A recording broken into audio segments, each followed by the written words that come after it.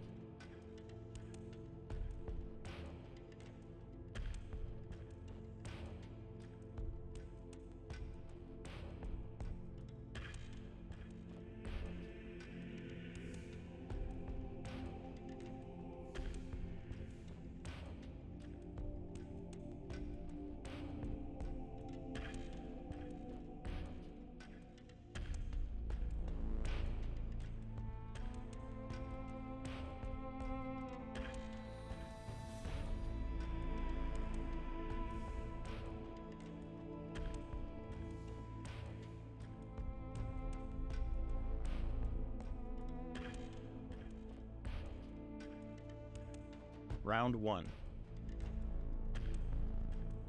Polaris won the initiative role in the opening round. Omega Lance picked the Mech Lance to be the target of the formation's Bloodstalker special ability, as Omega Lance is a probe lance. Invaders tried to secure long sight lines to provide good lanes of fire. Polaris hugged the cover tight, successfully staying out of sight on the approach. They would need to close to short range to scan targets.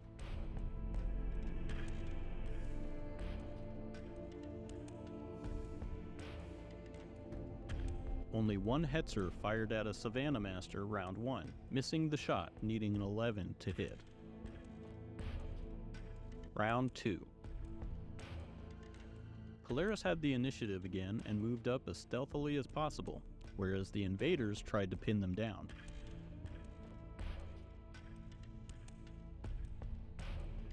The Savannah Masters punched the throttle, gunning around behind the mechs on the right side before they could get a chance to block their movement.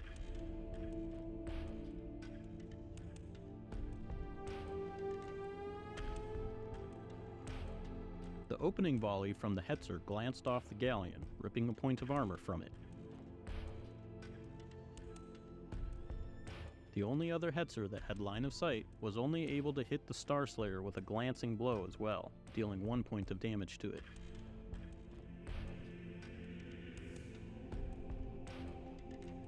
Returning fire, the Star Slayer gave as good as he got and ripped 1 armor point off the Hetzer. Vincent in his Ost Soul did 2 damage to the Thunderbolt with a fusillade of laser fire.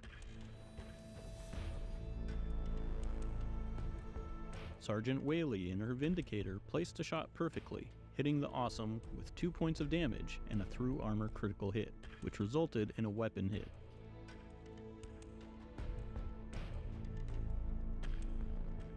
Sergeant Trussell in his Griffin snapped off shots at the catapult as he vaulted the industrial gantry, but all of his shots failed to connect. The Awesome's own volley snapped a point of armor off the Vindicator in a cascade of particle energy.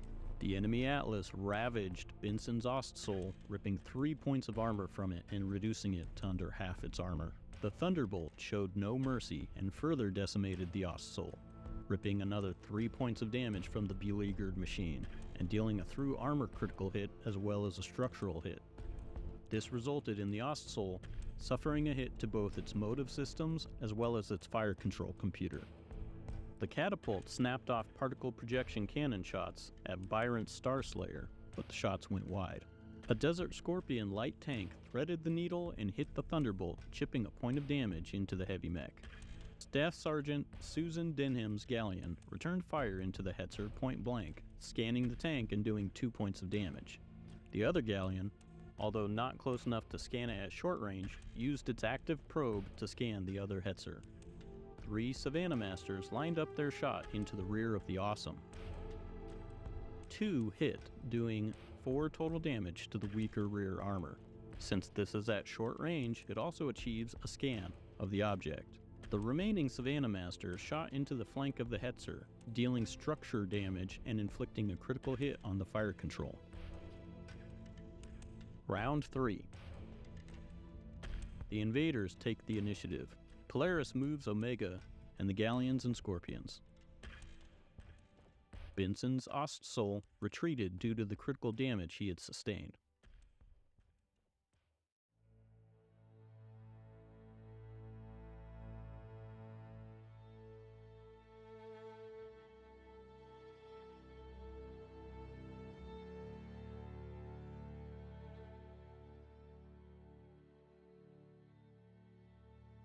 The damaged Hetzer escaped, fleeing to safety.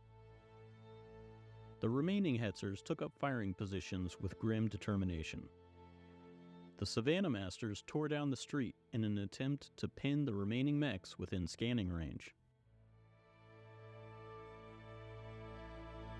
The invader mechs attempted to stay out of range but were too slow and settled for protecting their flanks as much as possible.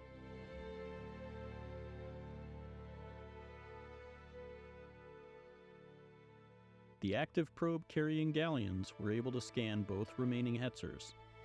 They then turned their guns on the only exposed Hetzer, dealing 3 damage.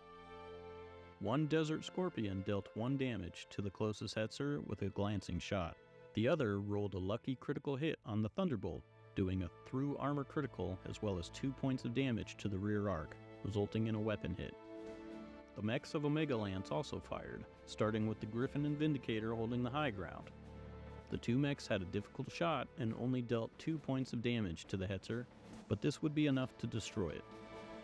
Sergeant Bryant in his Star Slayer took advantage of the Thunderbolt's recklessness and hits the rear armor for a total of 3 damage, which strips off the remaining protection of the mech, but fails to do any critical damage. 2 Hetzers opened up on the Desert Scorpion, dealing glancing hits and bringing the light tank down to 2 armor points. The destroyed Hetzer gets a last round off, and surprisingly does a critical hit to the closest Galleon. The Galleon, already damaged previously, took another 2 points of damage and a weapon critical. 2 Savannah Masters attempted to further cripple the Awesome, but only managed to do 2 damage, which strips off the armor but does no serious damage internally. 1 Savannah Master used its turret to fire at the Thunderbolt. It missed, but succeeded in scanning the target. The last Savannah Master scanned the Atlas. The Atlas split its fire, dealing 2 damage to one of the Savannah Masters, but missing the other it was shooting at. Theta 1 detonates, killing Corporal Cash Reaver in the conflagration. The Awesome and the Thunderbolt both take shots, but miss the zooming hovercraft. The Catapult fired at Byron Starslayer, dealing a mighty blow and ripping 3 armor points off in the barrage.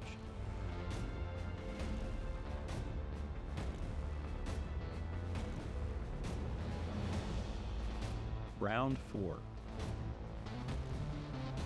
With the scans complete, Savannah Masters raced off the field at flanking speed, with the mechs of Omega following as closely as they could.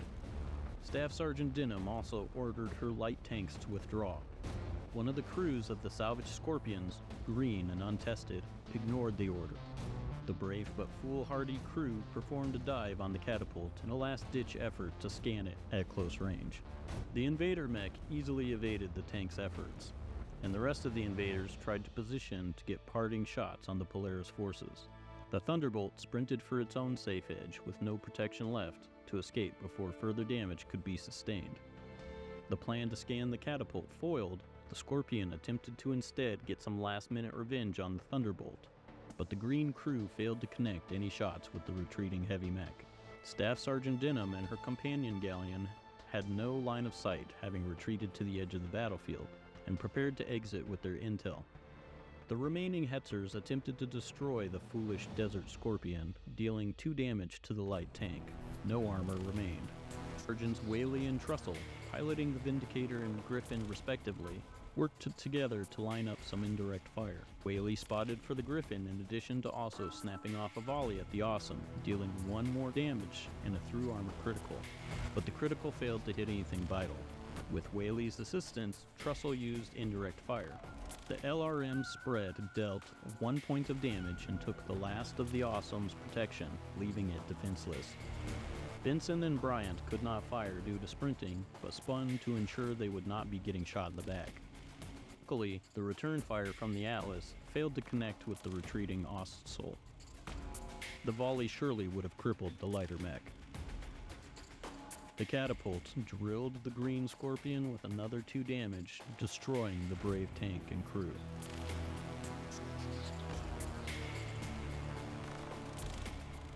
Round 5.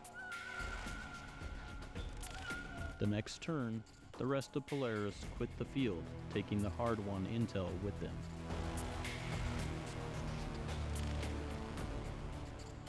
Omega and the remains of Theta retreated the way they came, unwilling to risk further loss of men and material that breaking through the invaders would cause. Instead, they regrouped and reviewed the data that they had retrieved at no small cost. Sergeant Major Benson's blood ran cold. Capellans. Looks like it, intoned Staff Sergeant Byron flatly over the Ostol's comms. I don't understand.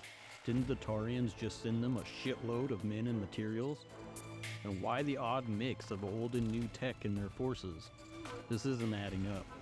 Benson rubbed his eyes. He had gotten precious little sleep over the last few days, and fatigue was making his mind sluggish. More importantly, Sarge, we still gotta get through. Alpha has to be taking a beating at the spaceport. Byron was right, of course. But how to circumvent this force? They would need a clever plan, but like all clever plans, it might instead go disastrously wrong. Benson contemplated this for a moment before keying his comms. Alright, Omega, here's the plan. Thanks for watching.